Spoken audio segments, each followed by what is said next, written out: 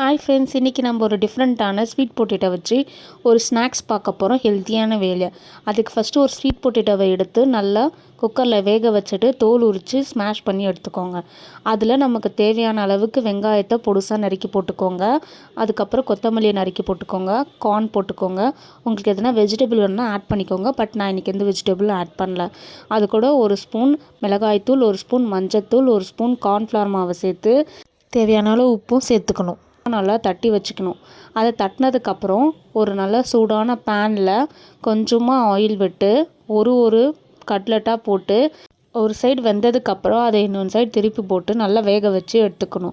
அதை பார்த்து பக்குவமாக திருப்பி போடணும். ஏன்னா இதில் நம்ம எந்த ஒரு மைதாவும் ஆட் பண்ணாதனால இது அந்த அளவுக்கு கிறிஸ்பாக இருக்காது, கொஞ்சம் சாகியாக தான் இருக்கும்.